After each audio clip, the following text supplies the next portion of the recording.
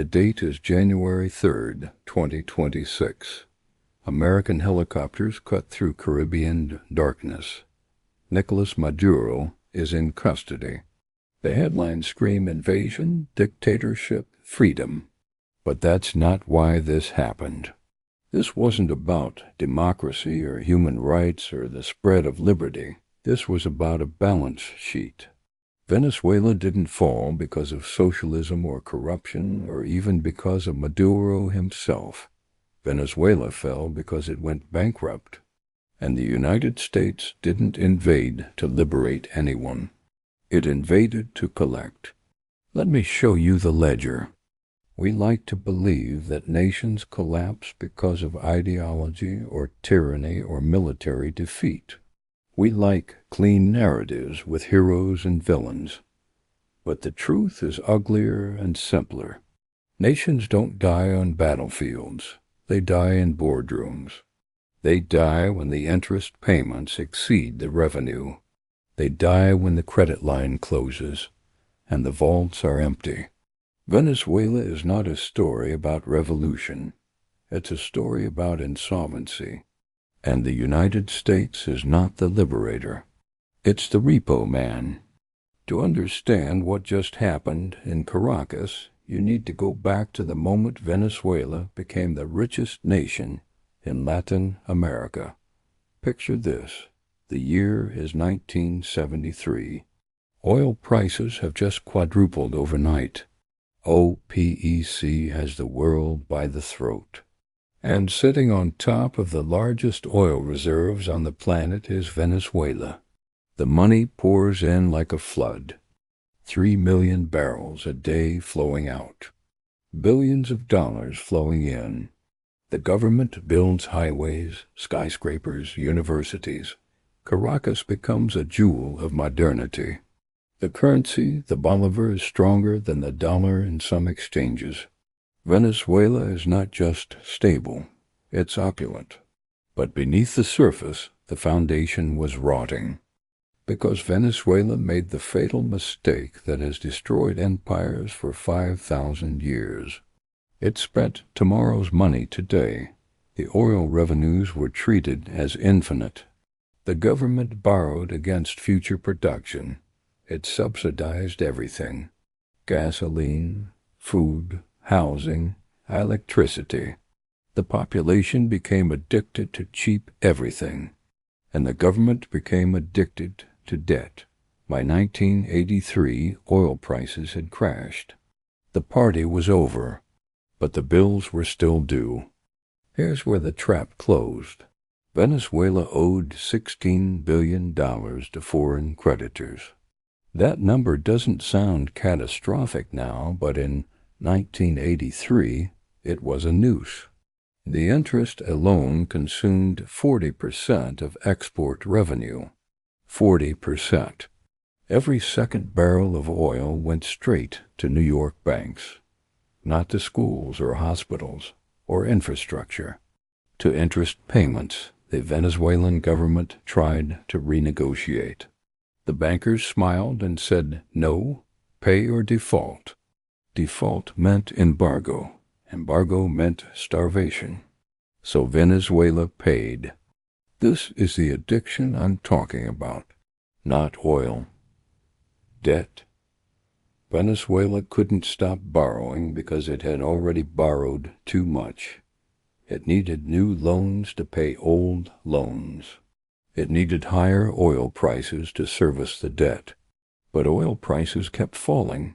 $18 a barrel, then $12, then $10. The revenues collapsed. The government started printing money to cover the gap. Inflation exploded. The middle class evaporated overnight. Savings accounts became worthless. A month's salary couldn't buy a week's groceries. And into this nightmare walked Hugo Chávez. Chávez didn't create the crisis. He inherited it. But he understood it. He understood that the people didn't care about fiscal discipline or IMF agreements. They cared about survival. So he gave them a villain. He pointed at the oil companies, the banks, the Americans. He said the wealth had been stolen. He said he would take it back. And in 1998, the people believed him. They elected him in a landslide. And Chávez set about rewriting the rules. He nationalized the oil industry. He fired the technocrats and replaced them with loyalists. He defaulted on some debts and renegotiated others on his terms. He used the oil revenues to fund massive social programs. For a few years it worked. Oil prices rebounded. China and India were hungry for energy. By 2008, oil hit $140 a barrel. The money poured in again. Chávez handed out cash, food, housing. His approval ratings soared. But he made the same mistake as his predecessors. He treated the boom as permanent. He didn't rebuild the oil infrastructure. He didn't diversify the economy. He didn't save a single dollar for the inevitable crash. Instead, he bought weapons from Russia. He funded guerrillas in Colombia. He sent oil to Cuba for free. He built a coalition of anti-American states and called it the Bolivarian Revolution. It was geopolitics fueled by petrodollars. And when the oil money ran out, the revolution would run out too. Chávez died in 2013. The oil price was still above $100. His successor, Nicolás Maduro, took power, and 14 months later the bottom fell out. Oil collapsed to $30 a barrel, then 20, then 12. Venezuela's revenue dropped by 80% in 18 months. 80%. Let that number sink in. Imagine your salary cut by 4/5 overnight. That's what happened to the Venezuelan state. Maduro had no charisma and no oil money. He had nothing but the machinery of repression. He started printing currency in desperation. Hyperinflation hit 1,000,000%. 1 million. The bolivar became literal garbage. People used stacks of bills as napkins. A cup of coffee cost a backpack full of cash. Grocery stores were empty. Hospitals ran out of medicine. The murder rate became the highest on earth, and 6 million Venezuelans fled the country. It was the largest refugee crisis in the history of the Western Hemisphere. But Maduro stayed in power. How? Because he still controlled the one asset that mattered. Not oil, not ideology. Access to hard currency. He turned the state into a criminal enterprise. The military became a drug cartel. Generals ran cocaine from Colombia through Venezuela to the United States. They sold gold mined illegally in the Amazon. They laundered money for Hezbollah and the FARC. The regime became a narco-state. The United States put a $50 million bounty on Maduro's head.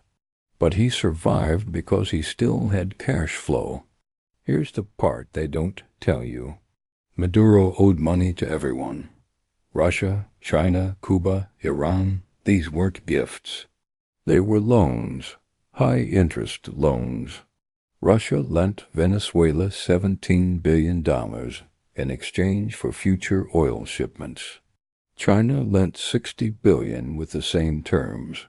Venezuela had sold its oil for decades into the future. It had no sovereignty left. It was a gas station owned by foreign creditors, and those creditors were rivals of the United States. This is the smoking gun. This is why the helicopters came. Venezuela was no longer just a failed state. It was a strategic asset in hostile hands. Every barrel of Venezuelan oil that went to China was a barrel that didn't go to American refineries. Every Russian military advisor in Caracas was a dagger pointed at the soft underbelly of the hemisphere. Every flight from Tehran to Caracas was a potential route for weapons or terrorists. The United States had tried sanctions. It had tried diplomatic isolation. It had tried backing a coup. None of it worked. So it did what empires do when debts can't be collected diplomatically. It foreclosed. The operation on January 3rd was not about democracy. It was about repossession. The United States is owed money, not directly by Venezuela, but by the global system. Venezuela owes Russia and China. Russia and China compete with the United States. Therefore, Venezuela is a problem to be solved. The removal of Maduro is the first step in liquidation. The second step is installing a government that will honor different debts. Debts to the West. Think about the scale of that.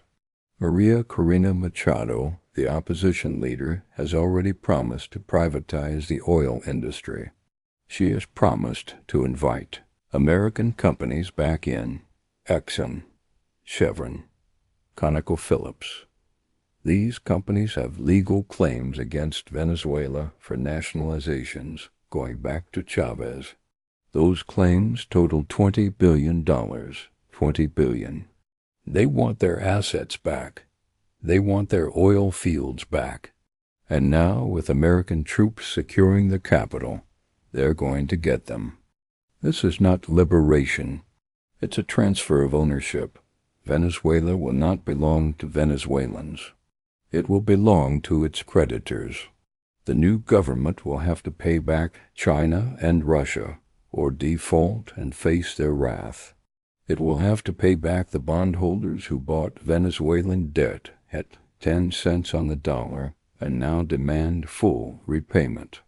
It will have to give concessions to American oil companies. Every barrel pumped will go to service debt, not to rebuild the country, not to feed the hungry, to pay the ledger. Sovereignty is solvency. Venezuela lost its sovereignty the moment it couldn't pay its bills. Let me show you how deep this goes. In 2017, Venezuela tried to restructure its debt. It proposed a payment plan to its bondholders. The bondholders refused. They went to court in New York. They won a judgment. They seized Venezuelan assets abroad, oil tankers, refinery equipment, even the country's gold reserves held in the Bank of England. 14 tons of gold, blocked, frozen. Venezuela couldn't access its own wealth because foreign courts said it belonged to creditors. That's not a country. That's a debtor's prison. And it gets worse. In 2019, the United States recognized Juan Guaido as a legitimate president. Guaido had no army. He controlled no territory. But he had one thing: legal authority over Venezuelan assets and American banks. $7 billion. Guaido appointed a board to manage that money. The board hired American lawyers and consultants. Those consultants billed millions in fees. The money that was supposed to help Venezuela never left New York. It evaporated into legal expenses. The debt consumed everything. Now Maduro is in custody. The regime is fractured. And the vultures are circling. This is the climax. This is the moment the cash runs out completely. The Venezuelan military has two choices: negotiate with the Americans and accept a golden parachute, or fight and lose everything. The generals are businessmen. They will take the deal. They will hand over power in exchange for amnesty and offshore bank accounts. The transition will be sold as a return to democracy. But read the fine print. The fine print says American companies get the oil fields. The fine print says the debt gets restructured with American terms. The fine print says Venezuela becomes a client state. It will take 50 years to pay off what is owed. 50 years of austerity. 50 years of foreign control. The children born today will inherit a nation that doesn't belong to them. They will work to pay debts incurred by men who died before they were born. This is not speculation. This is pattern recognition. Look at Greece after 2010. Look at Argentina after 2001. Look at any nation that goes bankrupt. The creditors take control, the IMF writes the laws, the people suffer, and the resources flow outward. Wealth extraction disguised as structural reform. Venezuela has the largest oil reserves on earth, 298 billion barrels, more than Saudi Arabia, more than Canada, more than Russia. That oil is worth trillions of dollars at current prices. Trillions. Do you think the United States is going to let that stay in the hands of a hostile government? Do you think China and Russia are going to walk away quietly? This is the great game. This is the scramble for resources dressed up as humanitarian intervention. And here's the cruelest irony. The Venezuelan people are not going to see that wealth. They're going to see just enough to keep them alive, just enough to keep the oil flowing. The rest will disappear into corporate profits and debt repayment. They will be told they are free. They will be told they are rebuilding. But the cash register will be in New York and Houston and London. Not in Caracas. Let me take you to the generational aftermath, because this is where the story really gets dark. Venezuela will not recover in 5 years or 10 years. It will take decades. The oil infrastructure is destroyed. The refineries are rusted. The pipelines leak. It will cost $100 billion to restore production to 2 million barrels a day. $100 billion. That money will come from foreign investors, and those investors will demand returns, high returns. They will own the wells. They will own the revenue. Venezuela will be a landlord collecting rent on its own resources. The children who fled the country will not come back. 6 million Venezuelans are scattered across Colombia, Peru, Chile, the United States. They have built new lives. They have no reason to return to a country that has nothing to offer them. The brain drain is permanent. The doctors, the engineers, the teachers, gone. What's left is a hollowed-out nation with a young population that has no memory of prosperity. They will inherit the debt. They will pay it until they are old, and the United States will hold the leash. Every government that comes to power will have to answer to Washington. Every economic policy will have to be approved by the bondholders. Every oil contract will have to prioritize American interests. This is neocolonialism. This is empire by spreadsheet. No armies of occupation, no governors in pith helmets. Just debt covenants and structural adjustment programs. It's cleaner. It's quieter, and it's just as effective. The world is watching this.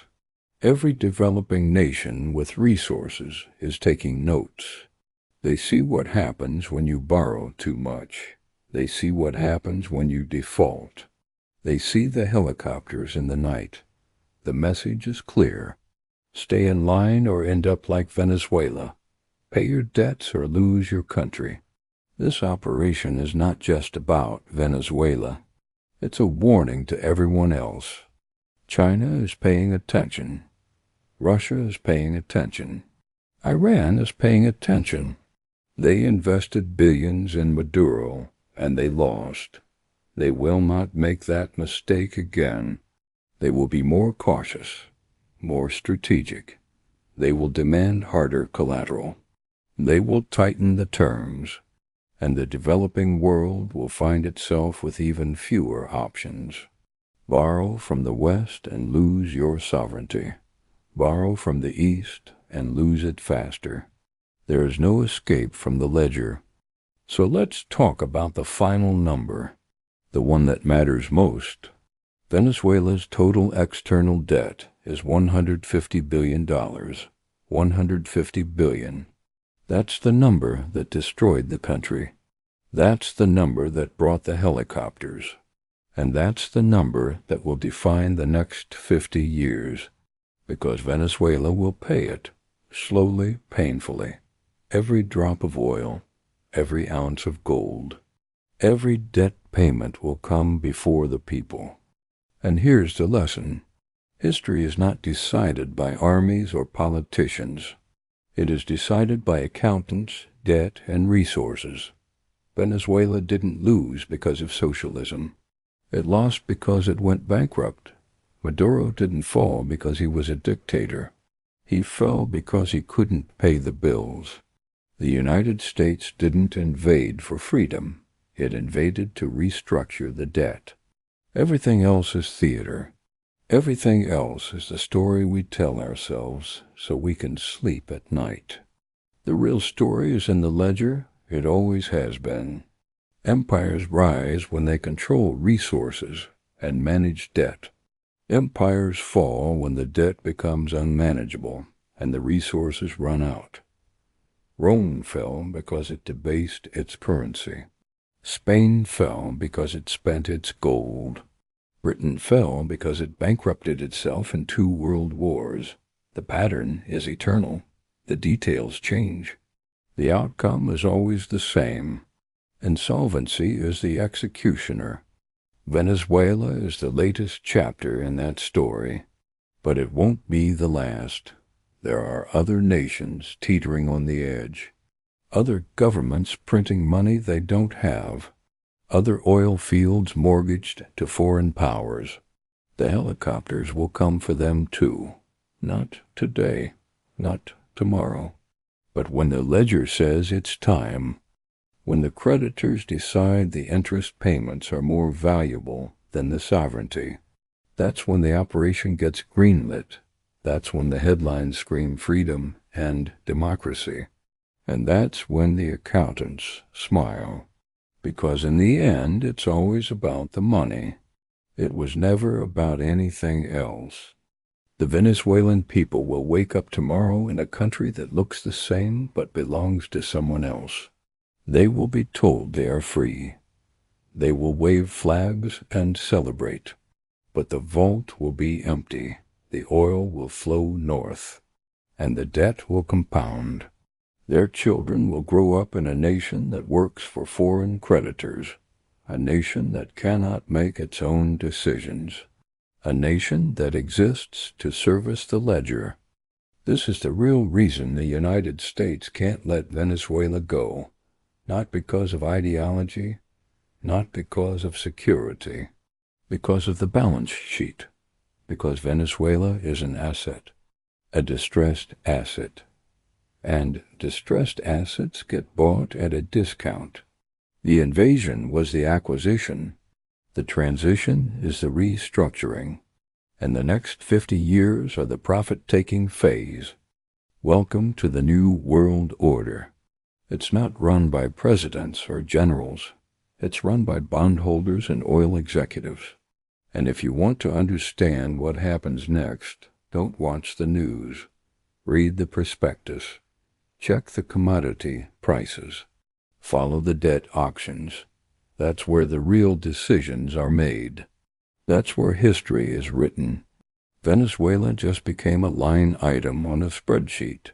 And the spreadsheet says it's time to collect. If you want to stay ahead of the curve, if you want to see these patterns before the headlines catch up, subscribe now, because when the next country falls, and it will, you'll understand why before anyone else does. You'll see the ledger when everyone else sees the lies.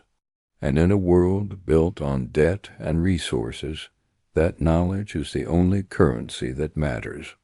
This is history, not the version they teach in schools, the version written in blood and gold and oil and interest rates, the version that never makes it to the textbooks because it's too uncomfortable, too real, too close to the bone. But it's the only version that matters, because it's the only version that's true. The helicopters have landed, the deal is done, and the ledger is balanced, for now.